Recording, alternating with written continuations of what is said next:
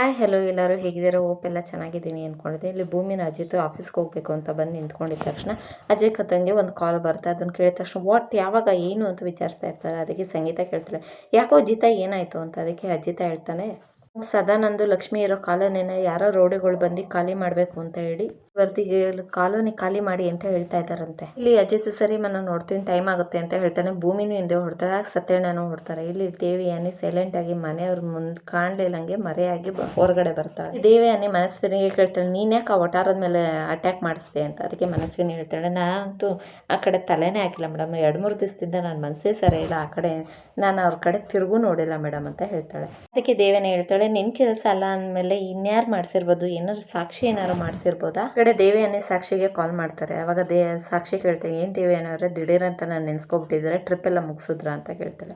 ಅದಕ್ಕೆ ದೇವಿಯಾನಿ ಹೇಳ್ತಾಳೆ, ಹಾಗಾದರೆ ಕಾಲೋನಿಗೆ ನಿಮ್ಮ ಒಂದು ಹುಡುಗರನ್ನ ನೀವು ಕಳಿಸಿರೋದು ಅಂತ. ಅದಕ್ಕೆ ಸಾಕ್ಷಿ ಹೇಳ್ತಾಳೆ, ಹೌದು, ಹಾಗಾದರೆ ನಿಮ್ಮ ಗಂಟ ನ್ಯೂಸ್ ಬಂದಿದೆ ಅಂದರೆ ನಮ್ಮ ಹುಡುಗರು ಚೆನ್ನಾಗಿ ರಿಪೇರಿ ಮಾಡಿ ಕಳಿಸಿದ್ದಾರೆ ಅನಿಸುತ್ತೆ ಅಂತ ಹೇಳ್ತಾಳೆ.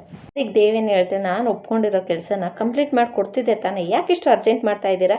ಅದಕ್ಕೆ ಸಾಕ್ಷಿ ಕೇಳ್ತಾಳೆ, ದೇವಿಯಾನಿ ಅವರೇ ನಿಮ್ಗೆ ಈ ಡೀಲ್ ಕೊಟ್ಟು ಎಷ್ಟು ದಿನ ಆಯಿತು, ಇಲ್ಲಿವರೆಗೂ ನೀವು ಒಂದು ಫ್ಯಾಮಿಲಿನಾರು ಆ ಕಾಲೋನಿಂದ ಹೊರಗಡೆ ಹಾಕೋಕ್ಕಾಗಲಿಲ್ಲ ನಿಮ್ಮ ಕೈಲಿ.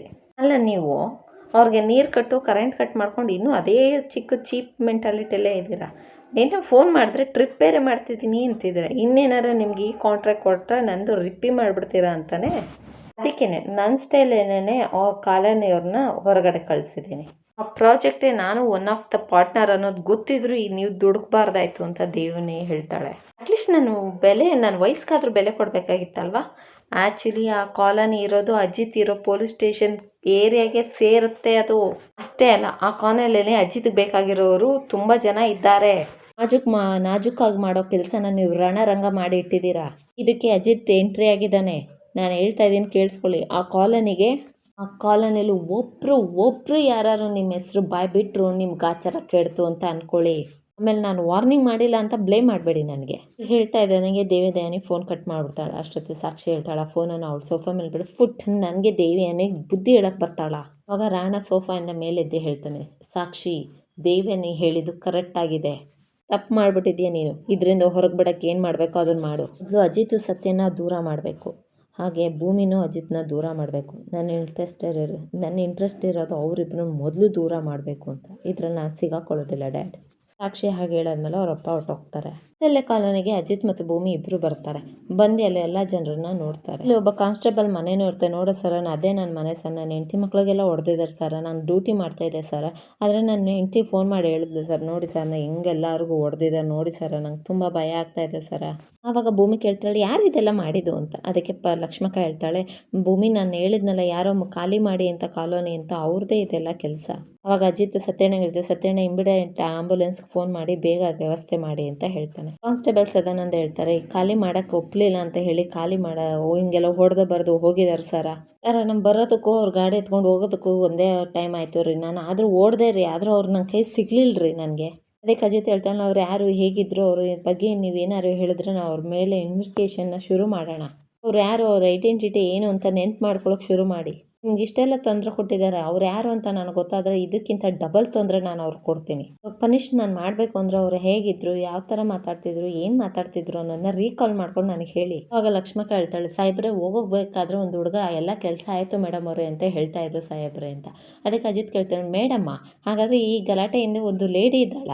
ಕಾನಲ್ಲಿ ಒಂದು ಆಂಟಿ ಹೇಳ್ತಾರೆ, ಸಾಹೇಬ್ರೆ ಹೆಗ್ಲು ಮೇಲೆ ಇಟ್ಕೆ ನಾವು ಹೊತ್ಕೊಂಡು ಬಂದು ಈ ಮನೆ ಅಂತ ಕಟ್ಕೊಂಡಿದ್ದೀವಿ, ಈಗ ಬಿಟ್ಟೋಗ್ರಿ ಅಂದರೆ ನಾವೆಲ್ಲಿ ಹೋಗೋಣ ಸಾಹೇಬ್ರೆ. ಈ ಕಾನ್ಸ್ಟೇಬಲ್ ಸನಾನಂದನ್ ಹೇಳ್ತಾನೆ, ಸಾಹೇಬ್ರ ನಾನು ಇಲ್ಲಿ ಹುಟ್ಟು ಬೆಳೆದಿದ್ದ ಜಾಗ ರೀ, ಇಲ್ಲೇ ನನ್ನ ಮಕ್ಕಳು ಹುಟ್ಟಿದ್ರಿ, ಇಲ್ಲಿ ಭಾಳ ನೆನಪುಗಳು ಇದೆ ರೀ, ಇದನ್ನು ಬಿಟ್ಟು ಹೋಗ್ರಿ ಅಂದರೆ ನಾವು ಎಲ್ಲಿಗೆ ಹೋಗೋಣ ಸರ. ಲಕ್ಷ್ಮಕ್ಕ ಹೇಳ್ತಾಳೆ, ನಾವು ಈ ಒಟಾರ ಬಿಟ್ಟು ಹೋಗ್ಲಿ ಅಂತ 2 ದಿವಸದಿಂದ ನೀರು ಕರೆಂಟ್ ಎರಡೂ ನಿಲ್ಲಿಸ್ಬಿಟ್ಟಿದ್ದಾರೆ, ಹೋಗ್ಲಿ ಅಂತ ಸುಮ್ಮನಿದ್ವಿ, ಹೇಗೋ ಜೀವನ ಮಾಡ್ತಿದ್ವಿ. ಅಂಥದ್ರಲ್ಲಿ ಸಾಮಾನುಗಳೆಲ್ಲ ಹೊರಗಡೆ ಹಾಕಿ ಹೊಡೆದು ಬಡ್ದು ಹೀಗೆಲ್ಲ ಮಾಡಿದ್ರೆ ಹೇಗೆ ಸಾಹೇಬ್ರೆ ನಾವಿಲ್ಲಿರೋದು.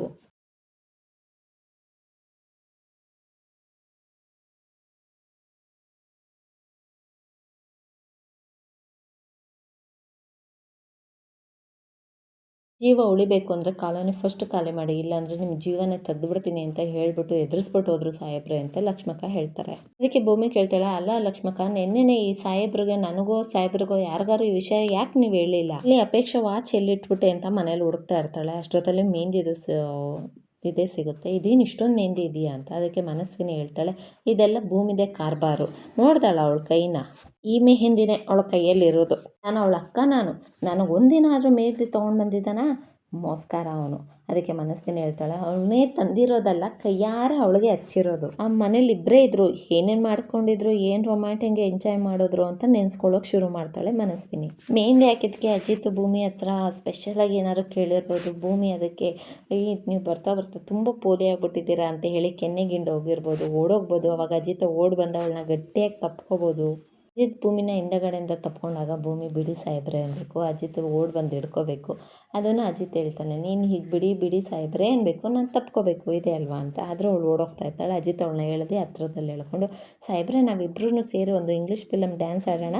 ಅದಕ್ಕೆ ಅಜಿತ್ ಹೇಳ್ತಾನೆ, ಇಂಗ್ಲೀಷ್ ಫಿಲಮ್ ಥರ ಡ್ಯಾನ್ಸು ಆಡೋಣ, ಫ್ರೆಂಚ್ ಫಿಲಮ್ ಥರ ಕಿಸ್ಸು ಮಾಡೋಣ ಅಂತ. ಅದಕ್ಕೆ ಭೂಮಿ ಕೇಳ್ತಾಳೆ, ಫ್ರೆಂಚ್ ಥರ ಕಿಸ್ಸು ಅಂದರೆ ಹೇಗಿರುತ್ತೆ ಅಂತ. ಅದಕ್ಕೆ ಅಜಿತ್ ಹೇಳ್ತಾನೆ, ನಾನು ಕೊಟ್ಟಾದ್ಮೇಲೆ ಹೇಳು ಹೇಗಿರುತ್ತೆ ಅಂತ. ಅವರಿಬ್ಬರು ಡ್ಯಾನ್ಸ್ ಮಾಡೋಕ್ಕೆ ಶುರು ಮಾಡ್ತಾರೆ. ಆಗ ಭೂಮಿ ಹೇಳ್ತಾಳೆ, ನಮ್ಮ ಡ್ಯಾನ್ಸ್ ಆಡೋಣ, ಈ ಡ್ಯಾನ್ಸ್ ಸಾಕು ಅಂತ. ಇಬ್ಬರು ಕನ್ನಡ ಸಾಂಗು ಡ್ಯಾನ್ಸು ಸಹ ಆಡ್ತಾರೆ. ಆಮೇಲೆ ಫ್ರೆಂಚ್ ಕಿಸ್ಸು ಅಂತ, ಖಂಡಿತ ಕೊಡ್ತೀನಿ, ಅದನ್ನೇ ರೆಡಿ ಆಗ್ತಾಯಿದ್ದೀನಿ ಅಂತ. ಆ ಥರ ನೆನೆಸ್ಕೊಂಡು ಮನಸ್ವಿನಿ ನಿಂತಿರ್ತಾಳೆ. ಅಪೇಕ್ಷೆ ಕೇಳ್ತಾಳೆ, ಮನಸ್ವಿನಿ ಏನಾಯಿತು, ಯಾಕೆ ಹಿಂಗೆ ನಿಂತಿದೆಯಾ ಅಂತ. ತಮ್ಮ ಭೂಮಿಗೆ ಅವನ ಕೈಯಾರೆ ಮೆಹಂದಿನ ಒಳಗೆ ಹಚ್ಚಿದ್ನಲ್ಲ, ಅದು ಹೆಂಗಿರುತ್ತೆ ಅಂತ ಯೋಚನೆ ಮಾಡ್ತಾ ಇದೆ ಅಷ್ಟೇ. ಅದಕ್ಕೆ ಅಪೇಕ್ಷೆ ಕೇಳ್ತಾಳೆ, ಏನಾದ್ರು ಮನಸ್ವಿನಿ ನೀನೇನೋ ನನ್ನ ತಮ್ಮನ್ನೇನೋ ಲವ್ ಮಾಡ್ತಾ ಇದೀಯಾ ಅಂತ. ಅದಕ್ಕೆ ಮನಸ್ವಿನಿ ಹೇಳ್ತಾಳೆ, ಮದುವೆ ಆಗಿರೋರ್ನ ಯಾರು ಲವ್ ಮಾಡ್ತಾರಾ ಅಂತ. ಇಲ್ಲ, ಅಂಜು ಅವಳು ಯಾರಿಗೋ ತಾಳಿ ಕಟ್ಕೊಂಡು ಬಂದುಬಿಟ್ರೆ, ಅರ್ಶಿನ ದಾರ ಕಟ್ಕೊಂಡು ಮನೆಗೆ ಬಂದುಬಿಟ್ರೆ ನಾನು ಅಜ್ಜಿ ಯಾರೋ ನಾವು ನಂಬಲ್ಲ. ಅದಕ್ಕೇ ಅಂಜುನೂ ಸಹ ಅವನ್ನ ಲವ್ ಮಾಡ್ತಾನೆ ಇದ್ಲು. ಅದಕ್ಕೆ ನಿನಗೂ ಕೇಳ್ತಾ ಇದ್ದೆ, ನೀನೇನಾರು ಲವ್ ಮಾಡ್ತಾ ಇದೀಯಾ ಅಂತ ಕೇಳ್ತಾ ಇದ್ದೀನಿ. ಅದಕ್ಕೆ ಮನಸ್ವಿನಿ ಕೇಳ್ತಾಳೆ, ನಾನು ಅಂಜು ಥರ ಅಜಿತನ್ನ ಲವ್ ಮಾಡಿದೆ, ನಿನ್ನ ರಿಯಾಕ್ಷನ್ ಹೇಗಿರುತ್ತೆ ಅಂತ ಕೇಳ್ತಾಳೆ. ಅಪೇಕ್ಷೆ ಅದನ್ನು ಕೇಳಿ ಒಂದು ನಿಮಿಷ ಶಾಕ್ ಹೋಗ್ತಾಳೆ. ಅದಕ್ಕೆ ಅಪೇಕ್ಷೆ ಹೇಳ್ತಾಳೆ, ನೀನು ಈ ಥರ ಮಾಡೋದ್ರಿಂದ ನನಗೂ ಒಂದು ನಿಮಿಷ ಶಾಕ್ ಆಗುತ್ತೆ, ಬಟ್ ಆಮೇಲೆ ನ್ಯೂಟ್ರಲ್ ಆಗಿಬಿಡ್ತೀನಿ ಅಷ್ಟೇ. ನೋಡು, ನನಗೆ ಅಂಜು ಆದರೂ ಓಕೆ, ನೀನಾದರೂ ಓಕೆ, ಬೇರೆ ಹುಡುಗಿರಾದರೂ ಓಕೆ, ಬಟ್ ಆದರೆ ಆ ಟೀಮ್ ಮಾರೋಳಿದ್ದಾಳ ಅವಳು ಮಾತ್ರ ಬೇಡ. ಹಾಗೆ ಹೇಳಿ ಅಪೇಕ್ಷೆ ಹೊಟ್ಟೋಗ್ತಾಳೆ. ಆವಾಗ ಮನಸ್ವಿನಿ ಹೇಳ್ಕೊತಾಳೆ, ನನಗೆ ಅಜಿತ್ ವಿಷಯದಲ್ಲಿ ಇವಳು ಸಪೋರ್ಟ್ ಮಾಡೋಂಗಿದ್ರೆ ನನ್ನ ಪ್ರಾಬ್ಲಮಲ್ಲಿ ಒಂದು ಲೈನ್ ಕ್ಲಿಯರ್ ಆಯಿತು ಅಂತ. ಆದರೆ ಇಲ್ಲಿ ಅಜಿತ್ ಭೂಮಿ ಎಲ್ಲರನ್ನೂ ಹಾಸ್ಪಿಟ್ಲಿಗೆ ಕರ್ಕೊಂಡು ಬರ್ತಾರೆ. ಎಲ್ಲರನ್ನೂ ಹಾಸ್ಪಿಟ್ಲಿಗೆ ಸೇರಿಸಿ ಟ್ರೀಟ್ಮೆಂಟ್ ಕೊಡಿಸ್ತಾ ಇದ್ದಾರೆ. ಆಗ ಸನಂದ ಕಾನ್ಸ್ಟೇಬಲ್ ಸದಾನಂದ್ ಹೇಳ್ತಾರೆ, ನಾನು ಒಬ್ಬ ಪೊಲೀಸಾಗಿ ಯಾರಿಗೂ ನಾನು ನ್ಯಾಯ ಕೊಡ್ಸೋಕ್ಕಾಗಲೇ ಇಲ್ವಲ್ಲ ಸರ, ಅದೇ ಬೇಜಾರಾಗ್ತದೆ ಸರ ಅಂತ. ಅದಕ್ಕೆ ಅಜಿತ್ ಹೇಳ್ತಾರೆ, ಸದಾನಂದ್ ಪ್ಲೀಸ್ ಬೇಜಾರು ಮಾಡಿಕೊಡಿ, ಮನೆಯವ್ರ ಮುಂದೆ ಎಷ್ಟೇ ಬೇಜಾರಾದ್ರೂ ನಾವು ಧೈರ್ಯವಾಗಿದ್ದೀವಿ ಅನ್ನೋದು ತೋರಿಸ್ಕೋಬೇಕು ರೀ. ಆವಾಗ ಮನೆಯವರು ಧೈರ್ಯವಾಗಿರ್ತಾರೆ. ಈಗ ನನಗೆ ವಿಷಯ ಗೊತ್ತಾಗಿದೆಯಲ್ಲ, ಇನ್ಯಾರು ನಿಮಗೆ ಫೋರ್ಸ್ಫುಲಿ ಆ ಮನೇನ ಖಾಲಿ ಮಾಡಿ ಅಂತ ಹೇಳೋದಿಲ್ಲ. ಈಗ ವಾತ್ಸಲ್ಯ ಕಾಲೋನಿಯಲ್ಲಿ ಕೆಲವು ಮನೆಗಳನ್ನ ಮಾರ್ಬಿಟ್ಟು ಹೊಟ್ಟೋಗಿದ್ದಾರೆ ಅಂದ್ರಲ್ಲ, ಆ ಮನೆ ಯಾರು ತೊಗೊಂಡಿದ್ದಾರೆ ಅನ್ನೋ ಬಗ್ಗೆ ಡೀಟೇಲ್ಸ್ ನಂಗೆ ಕೊಡೋಕ್ಕಾಗತ್ತಾ? ಭೂಮಿ ಈ ಕಡೆ ಲಕ್ಷ್ಮಕ್ಕನ ವಿಚಾರಿಸ್ತಾ ಇರ್ತಾರೆ, ಲಕ್ಷ್ಮಕ್ಕ ನೀನು ಆರಾಮಾಗಿದೆಯಾ, ನಿಂಗೆ ನೋವೇನು ಆಗ್ತಿಲ್ವಾ ಅಂತ. ಅಷ್ಟೊತ್ತಲ್ಲಿ ಅವ್ರ ಅತ್ತೆ ಫೋನ್ ಮಾಡ್ತಾರೆ. ಇಲ್ಲಿ ಭೂಮಿ ಫೋನ್ನ ರಿಸೀವ್ ಮಾಡಿ ಕೇಳ್ತಾಳೆ, ಸಂಗೀತ ಕೇಳ್ತಾಳೆ, ವಾತ್ಸಲ್ಯ ಕಾಲೋನಿಯಲ್ಲಿ ಏನೋ ತೊಂದರೆ ಆಗಿದೆ ಅಂತ ಹೋದ್ರಲ್ಲಮ್ಮ, ಅಲ್ಲಿ ಯಾರಿಗೂ ಏನೂ ಆಗಿಲ್ಲ ಅಲ್ವೇನಮ್ಮ ಅಂತ. ಅದಕ್ಕೆ ಭೂಮಿ ಹೇಳ್ತಾಳೆ, ತೊಂದರೆ ಆಗಿದೆ ಅತ್ತೆ, ಯಾರೋ ರೌಡಿಗಳು ಇವ್ರನ್ನ ಬಂದು ಚೆನ್ನಾಗಿ ಹೊಡೆದ್ಬಿಟ್ಟಿದ್ದಾರೆ, ಹಾಗಾಗಿ ಇವ್ರನ್ನೆಲ್ಲ ಹಾಸ್ಪಿಟ್ಲಿಗೆ ಕರ್ಕೊಂಡು ಬಂದಿದ್ದೀನಿ. ಸಂಗೀತ ಕೇಳ್ತಾಳೆ, ಹಾಗಾದ್ರೆ ಲಕ್ಷ್ಮಿಯವರು ಹೇಗಿದ್ದಾರೆ ಅಂತ. ಅದಕ್ಕೆ ಭೂಮಿ ಹೇಳ್ತಾಳೆ, ಲಕ್ಷ್ಮಿ ಅಕ್ಕನಿಗೂ ತೊಂದರೆ ಆಗಿದೆ, ಅವ್ರಿಗೆ ಮಾನಸಿಕವಾಗಿ ದೈಹಿಕವಾಗಿಂತ ಮಾನಸಿಕವಾಗಿ ಜಾಸ್ತಿ ಆಗಿದೆ, ಎಲ್ಲಿ ನಮ್ಮ ಮನೆಗಳನ್ನ ಕಿತ್ಕೊಂಡು ನಮ್ಮನ್ನು ಬೀದಿ ಪಾಲು ಮಾಡಿಬಿಡ್ತಾರೋ ಅನ್ನೋ ಭಯ ಜಾಸ್ತಿ ಆಗಿದೆ ಅತ್ತೆ. ಆವಾಗ ಇಮಿಡಿಯೇಟ್ಲಿ ದೇವಿಯನ್ನು ಫೋನ್ ಇಸ್ಕೊಂಡು, ಭೂಮಿ ಅಲ್ಲಿ ಏನಾದ್ರು ಹೆಲ್ಪ್ ಬೇಕಾದರೆ ಹೇಳಮ್ಮ, ನಾನು ಅಲ್ಲಿಗೆ ಬರ್ತೀನಿ ಅಂತ. ಅದಕ್ಕೆ ಭೂಮಿ ಹೇಳ್ತಾಳೆ, ಈಗ ಅದಂಥದ್ದೇನು ತೊಂದರೆ ಇಲ್ಲ ಅಮ್ಮ, ಇಲ್ಲಿನ ಪರಿಸ್ಥಿತಿ ನೋಡ್ಕೊಂಡು ನಾನು ನಿಮ್ಗೆ ಹೇಳ್ತೀನಿ ಅಂತ ಹೇಳ್ತಾಳೆ. ಆಗ ದೇವಿಯನ್ನು ಹೇಳ್ತಾಳೆ, ಏನಮ್ಮ ಅಜಿತ್ಗೆ ಏನಾರು ಅಲ್ಲಿ ಕಾಲೋನಿಯಲ್ಲಿ ಯಾರು ಗಲಾಟೆ ಮಾಡಿಸಿದ್ರು ಅಂತ ಏನಾರು ಗೊತ್ತಾಯ್ತಾ ಅಂತ. ಆದರೆ ಭೂಮಿ ಹೇಳೋಷ್ಟಲ್ಲ ಒಬ್ಬ ಸಿಸ್ಟರ್ ಬಂದು ಔಷಧಿ ತಂದು ಕೊಡಿ ಅಂತ ಹೇಳಿ ರೆಸಿಪ್ಟ್ ಕೊಡ್ತಾಳೆ. ಅಷ್ಟೊತ್ತಲ್ಲಿ ಫೋನ್ ಕಟ್ಟಾಗಿ ಹೋಗುತ್ತೆ. ದೇವಿಯನ್ನು ಹೇಳ್ತಾಳೆ, ಏನೋ ಬ್ಯುಸಿಲಿದ್ದಾಳೆ, ಆಮೇಲೆ ಮಾಡೋಣ ಅಂತ ಹೇಳಿ ಸಂಗೀತಂಗೆ ಫೋನ್ ಕಟ್ ಮಾಡಿ ಕೊಡ್ತಾಳೆ ದೇವಿಯಾನಿ. ಬಂದು ಲಕ್ಷ್ಮಿ ಅವ್ರಿಗೆ ಕೇಳ್ತಾರೆ, ಲಕ್ಷ್ಮಿ ಅವರೇ ನೆನ್ನೆ ನಿಮ್ಮ ಮನೇಲಿ ನೀರು ಕರೆಂಟು ಎಲ್ಲ ಕಟ್ಟಾದಾಗ ನೀವು ಯಾಕೆ ನನಗಾಗಲಿ ಭೂಮಿಗಾಗಲಿ ಫೋನ್ ಮಾಡಿ ಹೇಳಬೇಕು ಅಂತ ಯಾಕೆ ನಿಮ್ಗೆ ಅನಿಸ್ಲಿಲ್ಲ ಅಂತ. ಅದಕ್ಕೆ ಲಕ್ಷ್ಮಕ್ಕ ಹೇಳ್ತಾಳೆ, ನೆನ್ನೆ ಒಂದಿನ ಮಾತ್ರ ಯಾವುದೇ ಕಾರಣಕ್ಕೂ ಅಜಿತ್ಗೆ ಫೋನ್ ಮಾಡಬೇಡಿ ಅಂತ ಸತ್ಯಣ್ಣ ಹೇಳಿದರು. ಅದಕ್ಕೆ ಕಾನ್ಸ್ಟೇಬಲ್ ಸದಾನಂದು ಹೇಳ್ತಾರೆ, ಹೌದು ಸಾಹೇಬ್ರ, ಸತ್ಯಣ್ಣ ಹೇಳಿದ್ರು, ಭೂಮಿಗಾಗಲಿ ಅಜಿತ್ಗಾಗಲಿ ಏನೇ ತೊಂದರೆ ಆದರೂ ಫೋನ್ ಮಾಡೋಕೆ ಹೋಗ್ಬೇಡಿ, ಏನಾದ್ರು ತೊಂದರೆ ಆಗೋಂಗಿದ್ರೆ ನನಗೆ ಕಾಲ್ ಮಾಡಿ ಅಂತ ಸತ್ಯಣ್ಣ ಹೇಳಿದ್ರು ರೀ. ಇದು ಸತ್ಯನ ಕಡೆ ತಿರುಗಿ ಹೇಳ್ತಾರೆ. ಅದಕ್ಕೆ ಸತ್ಯಣ್ಣ ಹೇಳ್ತಾರೆ, ನಿನ್ನೆ ನೀವಿಬ್ಬರು ಏಕಾಂತವಾಗಿ ಇರಲಿ ಅಂತ ಹೇಳಿ ನಾನೇ ಕಾಲ್ ಮಾಡಬೇಡ ಅಂತ ಹೇಳಿದ್ದೆ ಕಣೋ ಅಂತ. ಇಲ್ಲಿ ಅಜಿತ್ ಸತ್ಯಣ್ಣಗೆ ಬೈಯಕ್ಕೆ ಶುರು ಮಾಡ್ತಾರೆ, ನೀನು ಯಾಕೆ ಲಕ್ಷ್ಮಿಗೆ ಕಾಲ್ ಮಾಡಬೇಡ ಅಂತ ಹೇಳಕ್ ಹೋದೆ, ಈಗ ಅವರೇನ ಕಾಲ್ ಮಾಡಿದಿದ್ರೆ ಅವ್ರಿಗಿಂತ ಪರಿಸ್ಥಿತಿ ಬರ್ತಾನೆ ಇರಲಿಲ್ಲ. ಅದಕ್ಕೆ ಭೂಮಿ ಹೇಳ್ತಾಳೆ, ಅಲ್ಲ ಸತ್ಯಣ್ಣ, ಅಷ್ಟು ಜನ ಬೀದಿ ಪಾಲಾಗೋಕೆ ನೀನೇ ಕಾರಣ ಆಗ್ಬಿಟ್ಟಲ್ಲ ಸತ್ಯಣ್ಣ. ಆಗ ಅಜಿತ್ ಭೂಮಿ ಇಬ್ಬರು ವಾತ್ಸಲ್ಯ ಕಾಲೋನಿಯನ್ನು ಸೇವ್ ಮಾಡಿಕೊಡ್ತಾರೆ. ಹಾಗಾದರೆ ಸಾಕ್ಷಿ ಈ ವಿಚಾರದಲ್ಲಿ ಎಂಟ್ರಿ ಆಗಲ್ವಾ? ಹಾಗಾದರೆ ನಾಳಿನ ಎಪಿಸೋಡ್ನ ಮಿಸ್ ಮಾಡಿದೆ ನೋಡಿ. ಇವತ್ತಿನ ಎಪಿಸೋಡ್ ನಿಮ್ಗೆ ಇಷ್ಟ ಆದರೆ ಲೈಕ್ ಮಾಡಿ, ಸಬ್ಸ್ಕ್ರೈಬ್ ಮಾಡಿ, ಸಪೋರ್ಟ್ ಮಾಡೋದನ್ನ ಮರಿಬೇಡಿ. ಜೈ ಶ್ರೀರಾಮ್.